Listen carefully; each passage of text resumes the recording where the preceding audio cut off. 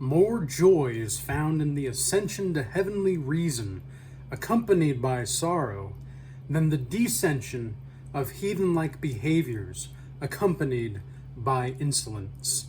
Now that is a excerpt from my book, the Book of Oldishness, and I want to talk today about how you must be getting better at ignoring reality and having fun.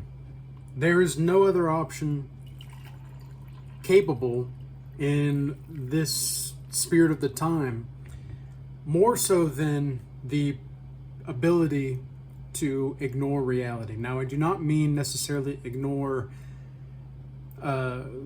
situations or suffering or whatever the case is. I'm not saying ignore compassion.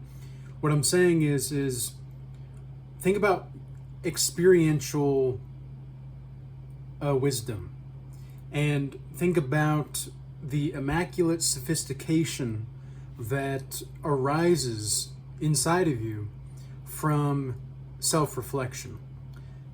And think about how, while not thinking, you're going to propel yourself further into the domain of godlike mastery to such a degree that you let go.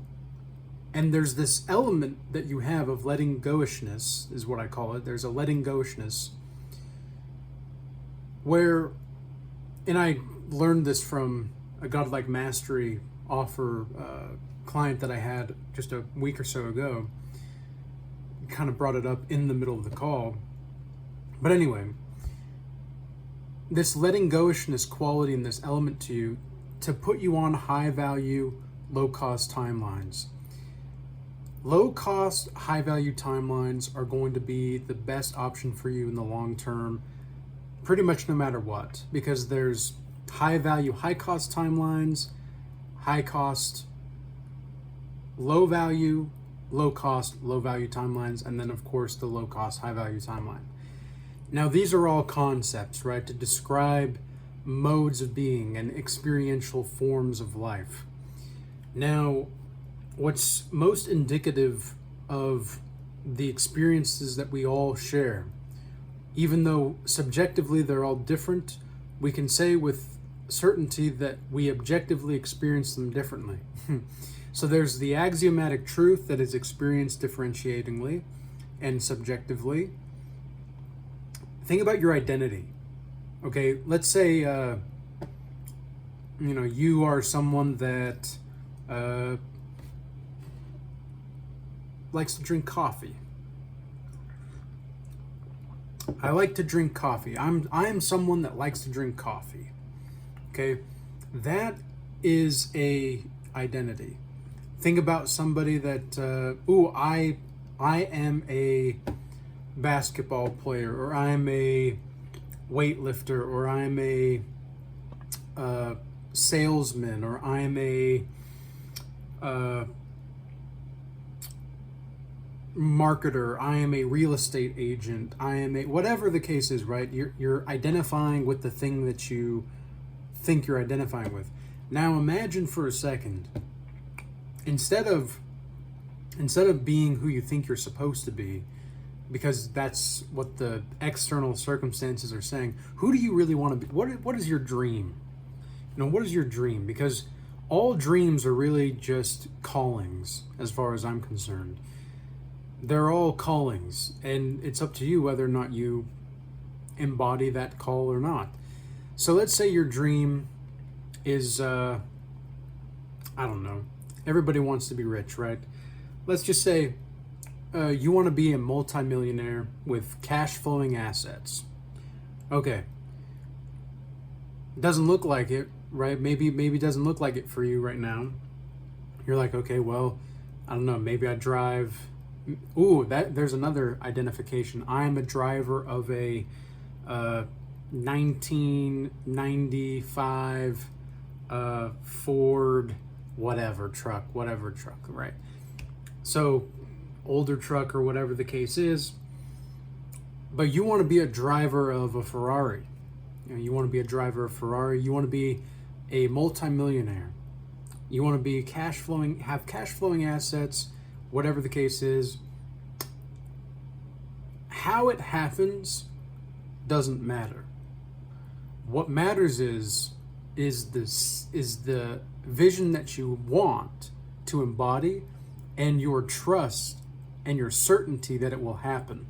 See, timelines will collapse based off of your trust in them. So the more trust you have in these certain timelines, like a low cost, high value timeline, the more, because that is if you have cash flowing assets as a multimillionaire, the probability of you in this spirit of the time being on a low cost, high value timeline is going to be pretty dang high, unless you make some really dumb decisions once you get there. Because that's the other thing about money, right? Is if you don't know how to handle $10 appropriately, then there's no way you're going to be able to handle, hundreds of thousands, millions. Think about all the people that have won lottery tickets, right?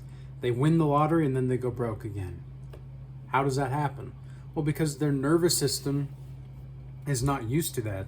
Their solar timeline interface, for the Regal Change old timers that are aware of the Regal timeline theory, the solar timeline interface is not calmed down enough to the point in which they can orient themselves with that kind of money. Now, it doesn't mean that the rich person is calm.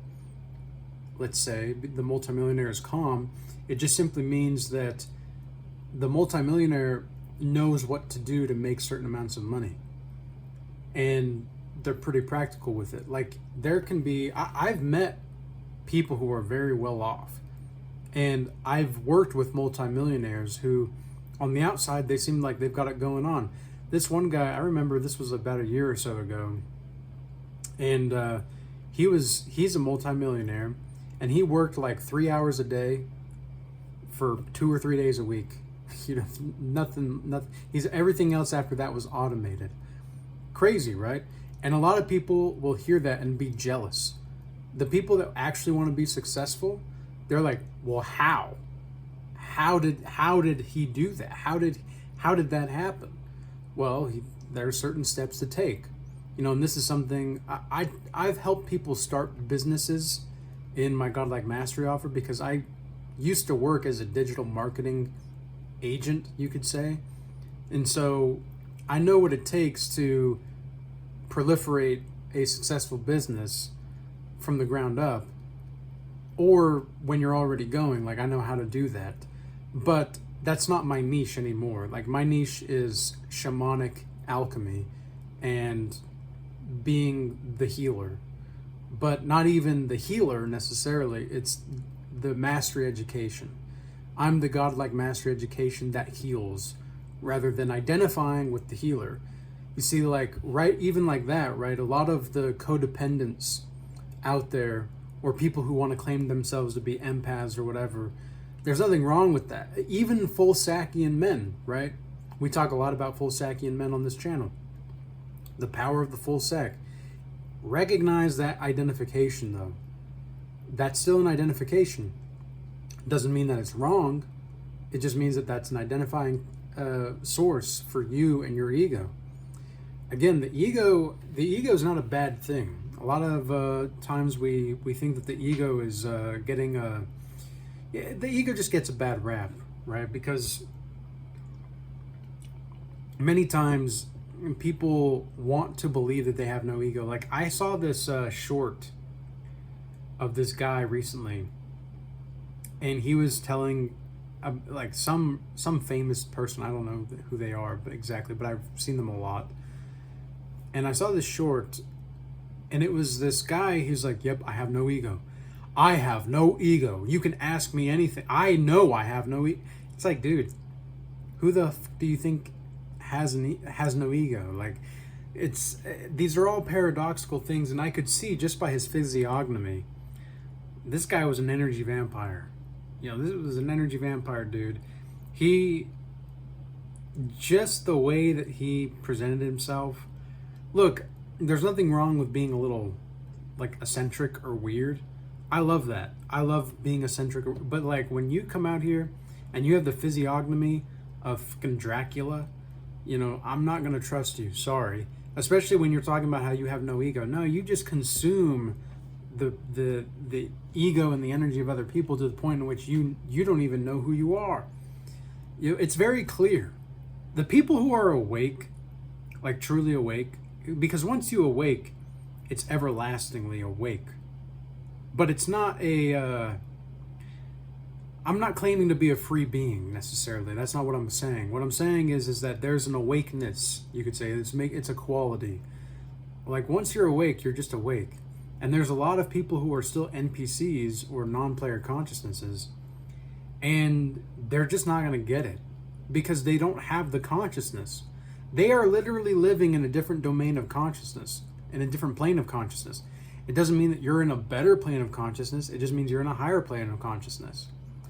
Because everything that happens in the higher planes of consciousness and what has happened in the higher planes of consciousness will yet to manifest in the present or the lower plane of consciousness until it's already happened in these higher domains and planes of consciousness.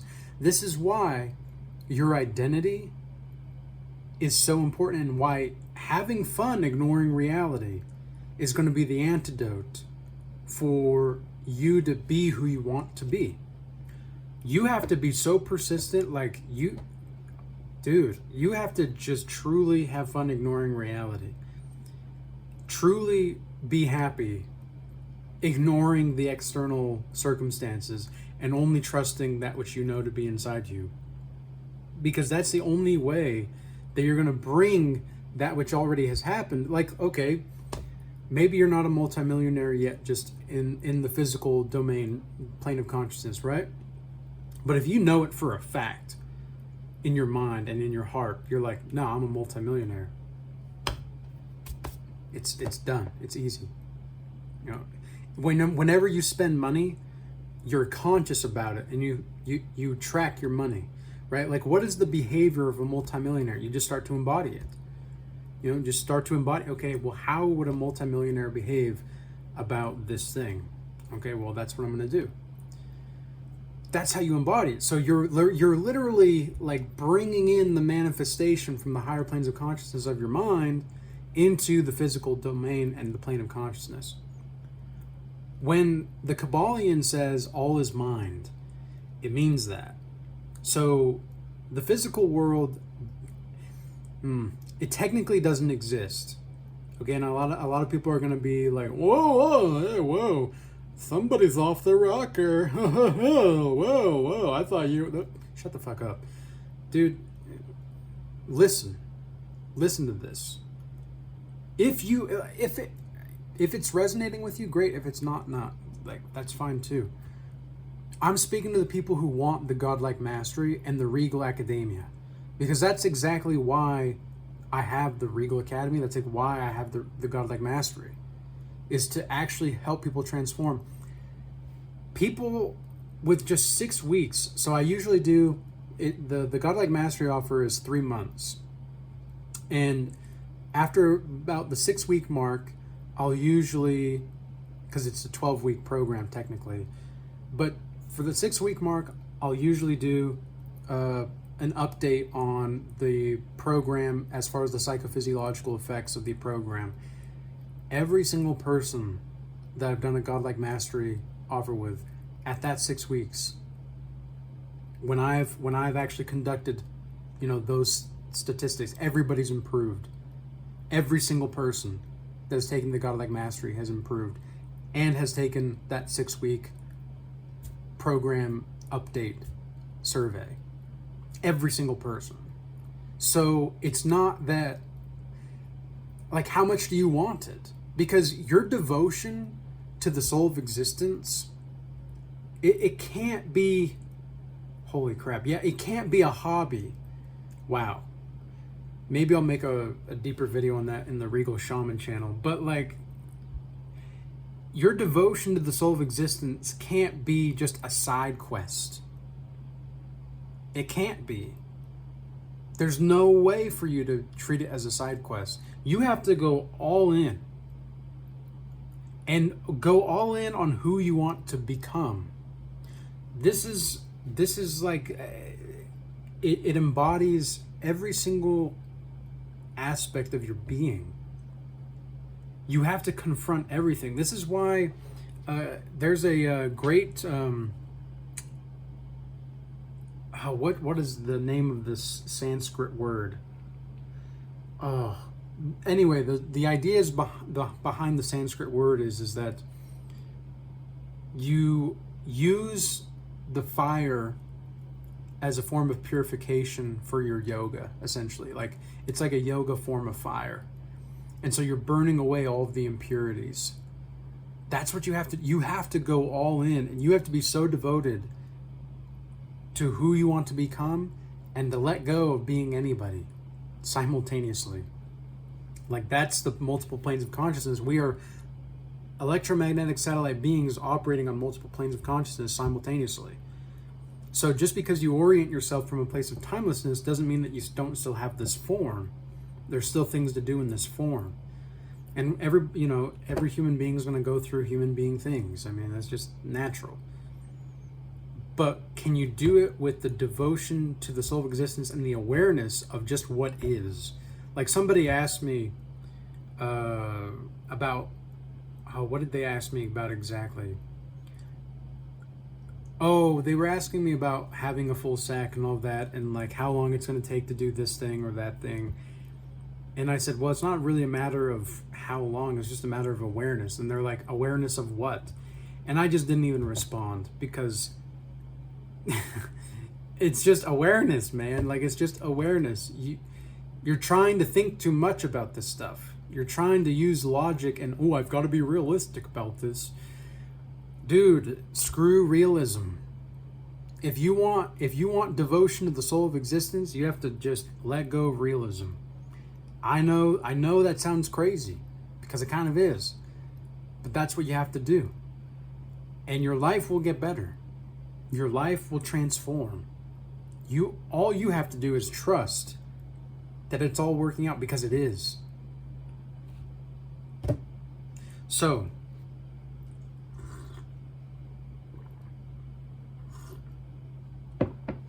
with that being said, I trust that this message reached those that have eyes to see and ears to hear. Peace be with you. Be blessed. Until next time.